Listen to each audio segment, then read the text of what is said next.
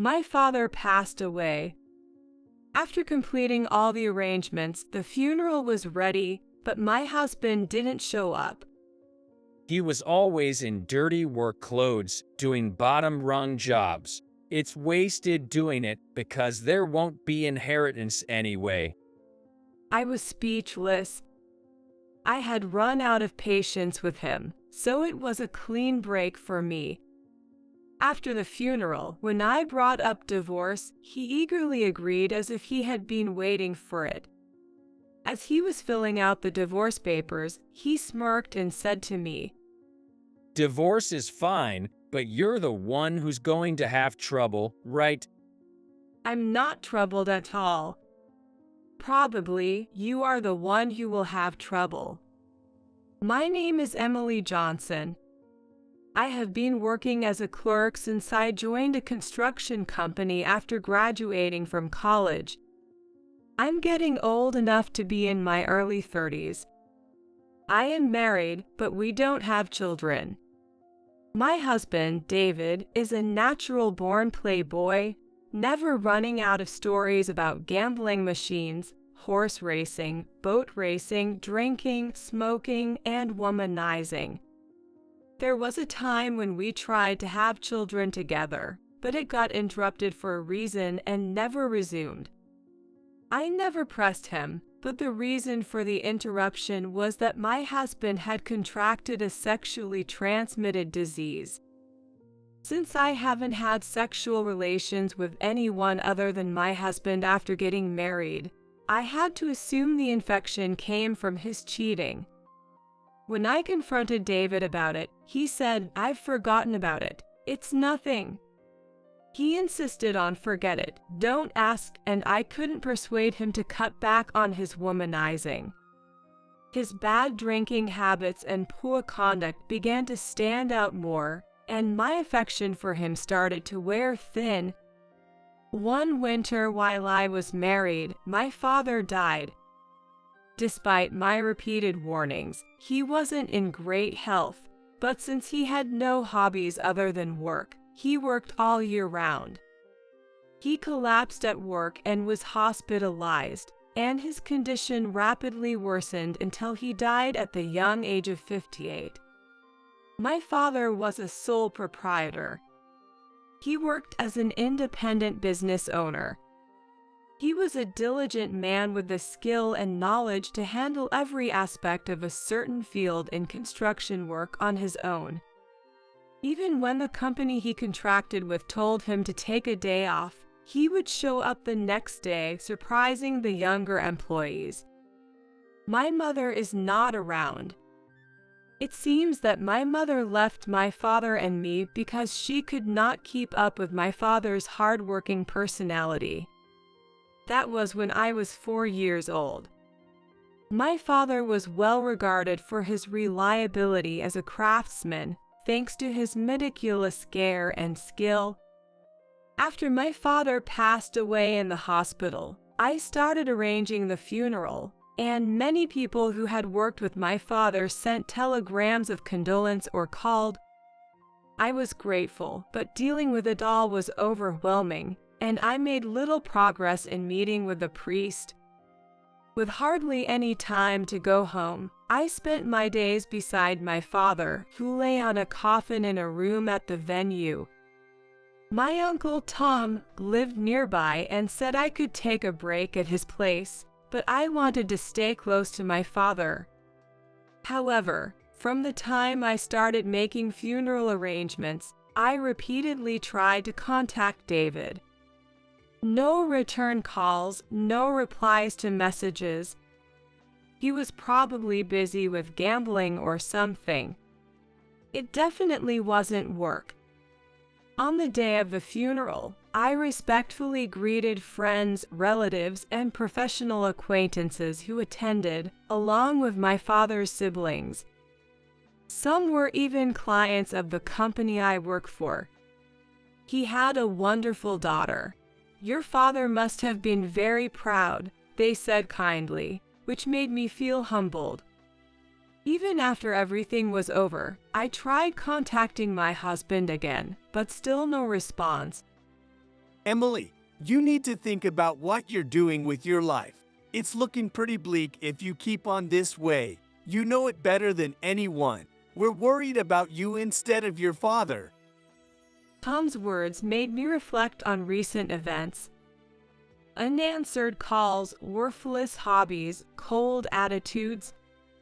How could I have been so mistaken to stay with such a person? My tears fell in combination with despair, regret, and exhaustion. While comforting me, Tom said he would be there to support me. On my way home, I stopped by the grocery store to buy some whiskey, my father's favorite. I thought about my future while drinking it. I was surprised when I got home. David was at home.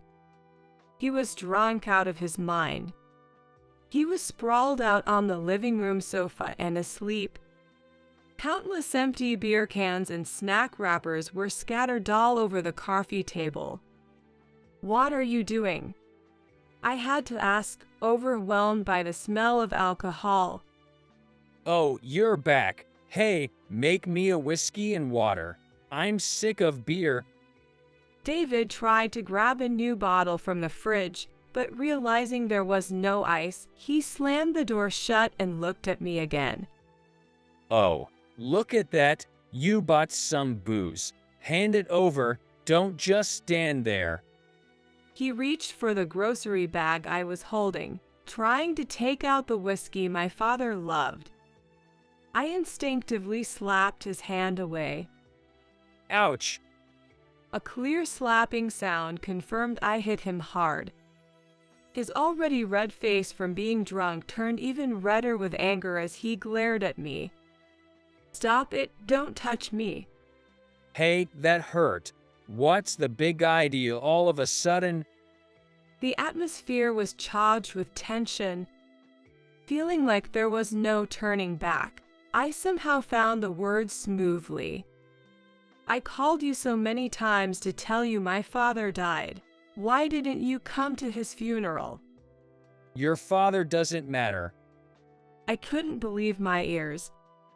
He was, after all, somewhat involved in work related to my father. A little respect would have been appropriate. After all, he was family, even if by marriage. We only met a couple of times, right? I didn't feel close to him. You didn't actually go through with the funeral, did you? Of course I did. You're an idiot. Instead of wasting money on a priest, you should have given it to me. How much did you pay? I suddenly felt sad. Most of the funeral expenses were covered by my uncles. I only paid a small portion. There was some savings and inheritance that could have covered it. My uncles insisted on paying, saying, "You'll surely need it in the future." How could I tell you how much? It wasn't even that expensive. It wasn't very expensive. I wish I could have given him a better send-off. What do you mean you can tell your husband? Don't mess with me. I didn't approve any expensive expenses. Give it to me. Husband, are you kidding me that your wife's father died and you didn't even attend his funeral? And then you abused her and called him my husband. All that savings, that's all money I earned. You paid the funeral expenses without my consent. I'll say it as many times as necessary. Don't mess with me. If you're my wife, show some respect to your husband. If that's how it is, then you not attending my father's funeral means you're not family. I can say he's my partner. If you cared about me even a little, if you loved me, you would have shown some kindness to someone important to me. Let's get divorced. I said it clearly, trying to stay calm. I'd been wanting to ask you myself. Thinking I left the house in the care of someone like you gives me chills. You've probably been skimming money off little by little, joking around. I'll give you your divorce as much as you want. Get the divorce papers now. You're the one who's going to have trouble. Your dad, always in his filthy work clothes, doing bottom-rung jobs, must be crying too. His daughter can't even appreciate who was providing for her. You've never thanked your dad, have you? I'm not going to be troubled at all. It's you who will have trouble. I've been taking care of you all this time. You were able to live because of me. Regret it, there's no inheritance, couldn't be, and I won't care even if you do regret. Ignoring my husband's loud voice, I quickly packed my bags. Taking only what I needed, I left the house with my minimal belongings. Scream all you want. He followed me to the entrance, hurling insults at my back. I couldn't stop the tears. I stayed at a budget hotel near the station. The male receptionist was polite but gave me a puzzled look at my tear-streaked face and disheveled appearance. I probably looked that bad. All because of my husband. I endured unwarranted yelling. As I entered the elevator with the key, I tried to think about the future calmly. But the image of my husband ranting kept interrupting my thoughts, making it impossible to focus. Frustrated, I couldn't sleep. Unable to sleep, I opened my laptop and looked for a good lawyer, finding that a downloadable divorce form was available. I immediately downloaded it on my phone and printed it at a nearby convenience store. Some local governments might not accept the downloadable form, but the nearest City Hall's website did not provide such information. I immediately filled it out and slammed it into the house's mailbox where my husband was waiting. Then I was exhausted and slept in a hotel bed. The next day, after finishing some errands at work and taking an early leave, I rushed to the lawyer's office. After learning about the procedures and necessary documents, I started preparing. I sent a message to my husband saying I would come to pick up the divorce papers at tonight. He didn't reply, but it was read. I prepared myself for the confrontation. I visited the house during the time my husband was likely to be home, but he wasn't there. It was past 8 o'clock at night. Normally, he would be home by now. I waited. There was plenty to do while waiting. I planned to gather my belongings from inside the house. I gave up on the furniture. I didn't have the energy to move big items. Surprisingly, many of my valuables were missing. Watches, luxury items were gone. Not everything, but noticeably less. Clothes and books were also scarce. My husband had thrown them out. I was tired of crying and being sad. I gathered what was left of my belongings. It only amounted to enough to fit in my large backpack. I took photos of the reduced valuables, the closet, and the sparsely filled bookshelf and sent them to the lawyer I had hired.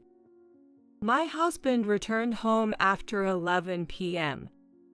Hey, there's a thief breaking in.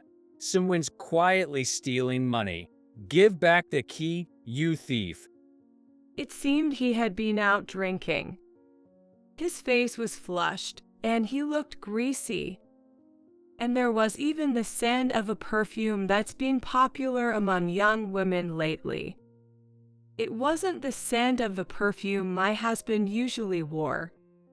Just that was enough for me to guess where he had been. Did you throw away my stuff?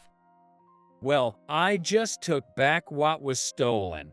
Here, take it, the divorce papers. I'll sue you for defamation against me and my father. Do whatever you want. I couldn't care less. I did you a favor by marrying a gloomy office worker like you. A late bloomer with a bad personality. You're the one who's going to have trouble after we split. This is hilarious. You are suing me? You're the one who's going to have trouble. I won't be troubled at all. I slammed the house keys on the table and left. Then, I really started preparing to sue him. I had the funds, the inheritance. I really didn't want to spend money on this. But there was no choice now. The lawyer was sympathetic. He said it was good that I took photos of where my belongings had gone missing. Things moved smoothly from there. My husband apparently believed I had no inheritance and would be financially troubled. The amount claimed from him for defamation, lack of emotional support as a husband, and for the disposed belongings turned out to be substantial. A sum that meant he'd mostly be stuck with cheap liquor for the rest of his life. Shocked by the number of zeros in the claim, he finally apologized properly. I'm truly sorry. I apologize. He kept apologizing, but I wasn't in the mood to concede. I thought I should have done this much earlier. The lawyer was about to wrap up. Following our meeting's agenda, he moved to a business-like explanation after the apology. Then, it was all up to the lawyer. I had several fitting phrases in mind as my final words, but only one seemed right for the occasion. I told you so. You're the one who's going to have trouble. With that, I glanced at my husband, who hung his head deeply. The lawyer continued in a steady tone about what would happen next. During this time, my husband didn't raise his face at all. Despite the lawyer repeatedly asking, "Are you listening? Do you understand?" my husband could only weakly respond, "Yes."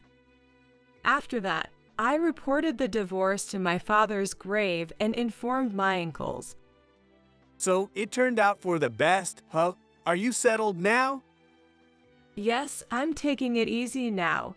Work isn't too busy, so I'm not too tired. Let's all go out for a meal sometime. We'll talk a lot then. Yes, let's do that.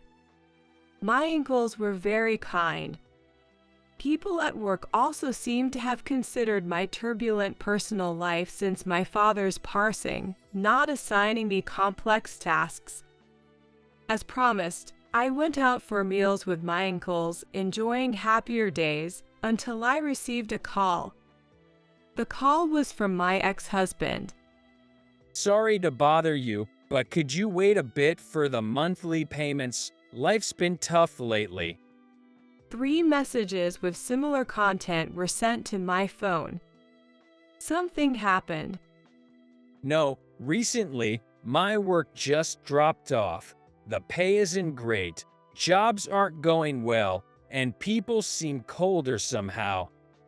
A month later, he informed me he had been laid off. Regarding the payments, Similar messages were being sent. I only marked them as read, and after hearing from my lawyer about the consequences of failing to meet payment obligations, I forwarded his response directly to my ex-husband. There was a reason why my ex-husband had suddenly fallen so far. I knew what it was. It was because he didn't attend my father's funeral. My father had worked in the construction industry for many years, handling most of his jobs alone. This led to various connections, which had been beneficial. Of course, I knew that my ex-husband's clients, supervisors, company presidents, and requesting companies were acquainted with my father. They must have reconsidered their opinion of my absent ex-husband after seeing me greet everyone properly at the funeral. My uncle was also well regarded in the industry.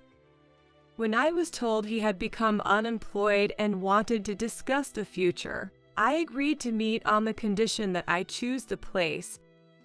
My ex-husband looked poor and nothing like his former self when we met. He didn't seem to have been drinking.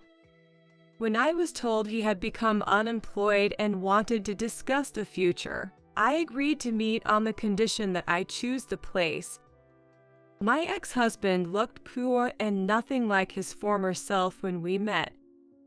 He didn't seem to have been drinking. We met in a cafe next to a police station, and I chose a corner seat. My ex-husband requested an extension on the payments from start to finish. Yet, looking at him now, I realized my father had left me an inheritance worth more than money for which I truly had to be grateful. I would cover this payment. A cup of coffee can be considered a parting gift. So, I decided to make a return for that time. Standing up, I said kindly, "I'll cover this," looking down at my ex-husband with plenty of room to spare. He smirked. Cutting off whatever he was about to say, I leaned in close. "Scream all you want." I left the cafe briskly. The wind felt good. I thought it wasn't necessary to choose a place near a police station. As I passed by, a boy and a girl with backpacks walked by the police station. I sincerely wished I could show my father in heaven what his grandchildren would look like. Maybe it's time to give matchmaking a try.